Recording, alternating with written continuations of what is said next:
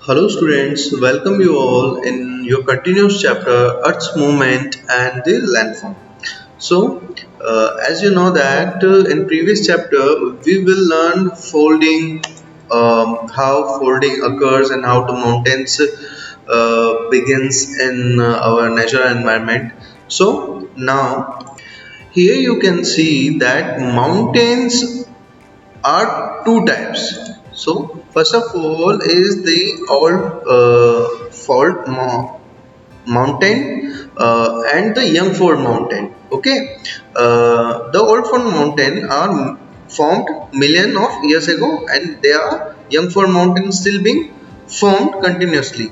So as you can see that there are so many different type of mountains, and when you see Himalayas, they are continuously beginning. So now we will see here that the what is folding, normal folding, you know. In previous chapter we learned folding, covering, compiling to each other. In this chapter, in this lecture, we will learn faulting. Okay. So as you can see on your screen, this is faulting issues in Earth's movement.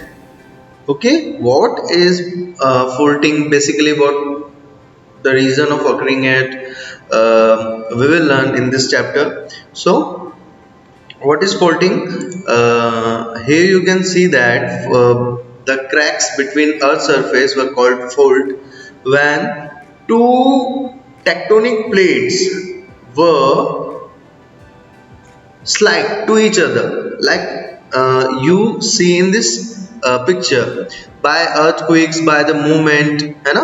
अगर कोई tectonic plates आपस में जुड़ी हुई हैं और किसी भी तरह वो मूव करती हैं और वो अलग हो जाती हैं, स्प्लिट कर जाती हैं आपस में, एक जगह से स्प्लिट कर जाती हैं, तो अर्थक्वेक आता है. ठीक है, नॉट टू स्केल, किसी भी तरह का हो सकता है. ठीक है, तो अगर वो स्लाइड कर जाती हैं तो वो क्या कहलाता है? नॉर्मल फॉल्ट कहलाता है. ठीक है, अब रिवर्स फॉल्ट क्या होता है? नॉर्मल फॉल्ट तो वो इस तरह स्लाइड कर जाती है, लेकिन अगर वो एक के ऊपर आ जाए दूसरी, है ना, जो हमारा मूवमेंट हो रहा है अर्थ की वजह से क्या हो रहा है, वो जो टेक्टोनिक प्लेट्स है, जैसा कि आप स्क्रीन पे देख रहे हो, वो ऊपर की तरफ आ जाए, जैसे कि आप अपनी स्क्रीन पे देख रहे हो ना, बिल्कुल, अगर वो ऊपर की तरफ आ जाए तो वो हमारा रिवर्स फोल्ट कहलाता है. ठीक है, रिवर्स फोल्ट में अर्थक्वेक, इसमें एक सरफेस दूसरे सरफेस के ओवरलैप हो जाता है ना. अब टीयर्स फोल्ट क्या होता है? टीयर्स फोल्ट होता है इस तरह से आगे खिसकना, आगे की तरफ जाना, टीयर्स फोल्टिंग. ठीक है, ये रास्ते अपनी तरह से बना देते हैं. तो मेनली जो अर्थक्वेक और वोल्केनिक इरप्शंस होते हैं वो इन्हीं की वजह से होते हैं. Main reasons, earthquake, sudden violent shaking of the ground. Suddenly क्या होता है? वायलेंटली हमारा ग्राउंड शेक करने लग जाता है. ठीक है, जैसे कि आप देख रहे हो अपनी स्क्रीन पे, तो ये जो शेकिंग ऑफ ग्राउंड है, ये हमारा क्या करता है? फॉल्ट जनरेट करता है. जैसे कि आप अपनी स्क्रीन पे देखो अभी, एपिक सेंटर, मेनली फॉल्ट का रीजन जो है ना वो अर्थक्वेक ही है बेटा, है ना. एपिक सेंटर और फॉल्ट, यहाँ पे दो पॉइंट दिए गए हैं. The point on the ground directly about the focus. Focus point तो ये रहा जहां से हमारा अर्थक्वेक बिगिंस हुआ, जहां से जो कंप्रेशन है, जो प्रेशर है, क्या होता है जब ये टेक्टोनिक प्लेट्स मूव करती है कंटिन्यूसली, जब इनके बीच आपस में बहुत ज्यादा प्रेशर बन जाता है, तो वो प्रेशर वाला जो पॉइंट होता है ना, वो हमारा फोकस पॉइंट कहलाता है. इसके सीधे हॉरिजॉन्टली अगर हम ऊपर की तरफ चले तो वो एपिसेंटर कहलाता है. Epicentre, that point on the ground directly about the focus, focus के जस्ट ऊपर की तरफ जो ग्राउंड होता है, और यहाँ पे हमारे पास फॉल्ट आ जाता है. A weak point in the tectonic plates where pressure within the crust is release. जहाँ पे जो प्रेशर जनरेट हो रहा है टेक्टोनिक प्लेट्स के अंदर, इन हर रॉक एक जैसी, हर प्लेट एक जैसी तो हो नहीं सकती, कोई कम मजबूत है, कोई ज्यादा मजबूत है. ठीक है, तो जो जहाँ पे ये वीक पॉइंट होता है वहां पे ये अपना प्रेशर रिलीज कर देता है. इससे क्या होता है? उस सरफेस के ऊपर फॉल्ट आ जाते हैं. ठीक है, जैसा कि आप इस वक्त अपनी स्क्रीन पे देख सकते हो बच्चे. ठीक है। तो ये हमारा अर्थक्वेक की वजह से हमारी सरफेस के ऊपर फॉल्ट होने का रीजन है, ठीक है। As you can see, faulting when plates move, stress and strain occur. Obviously बात है बेटा, जब दो चीजें आपस में पास आती हैं तो स्ट्रेस होगा और स्ट्रेन होगा, ठीक है। खींचना और कंप्रेस होना, है ना। टेंशन और कंप्रेशन, ये दो फोर्स आपस में जनरेट होंगे, ठीक है।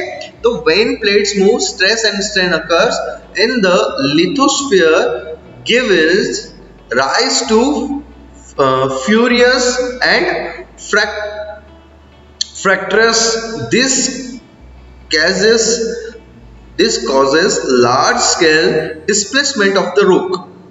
क्या होता है जब ये प्रेशर बहुत ज़्यादा बढ़ जाता है, जब ये रिलीज होना चाहता है, तो क्या ये compression, stress and strain generate होते हैं, टेक्टोनिक प्लेट्स आपस में रब करती हैं, जिसकी वजह से फॉल्ट्स जनरेट होते हैं, ठीक है।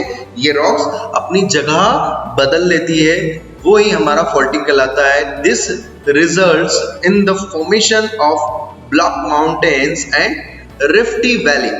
ये जो रिजल्ट है, ये क्या, ब्लॉक माउंटेन्स, एक ब्लॉक की तरह हमारे सामने माउंटेन्स क्रिएट हो जाते हैं, या फिर रिफ्ट वैली। रिफ्ट मतलब एकदम स्लाइड की तरह, बिल्कुल सीधे वाले जो माउंटेन्स होते हैं ना, वो हमारे फॉल्टिंग की वजह से जनरेट होते हैं, ठीक है। जैसा कि आप अपने स्क्रीन पे देख सकते हो, when there are two almost parallel faults on the Earth's crust and the fault and the land between them is either uplift or remain at the same place even after the surrounding areas have subsided, a block mountain is formed. The uplift part is known as horst and block mountain, and the subsided part is referred to a gabes or rift valley. Okay, जब there are two almost parallel faults, हमेशा two almost parallel faults generate होंगे on the earth crust, and the land between them is either uplift or remains in the same place. या तो वो uplift हो जाएगा या फिर वो same place पे रहेगा, है ना। Even after surrounding areas have subsided, ठीक है। भले वो सराउंडेड एरिया किसी भी अलग हो जाए, लेकिन दो ही तरह से ये होंगे। तो जो ऊपर की तरफ होता है उसे हॉर्न्स कहते हैं, और जो नीचे की तरफ वाला पार्ट होता है उसे गार्बन कहते हैं, ठीक है। The Vindhya and Satpura ranges in India, the Vosges in northeastern France, and the Black Forest Mountains of Germany are example of block mountain. क्या बेटा? The Vindhya and Satpura range in India. The Vosges in northeastern France and the Black Forest in Germany are example of block mountains. Okay, while the Death Valley in USA is an example of गार्बन, ठीक है।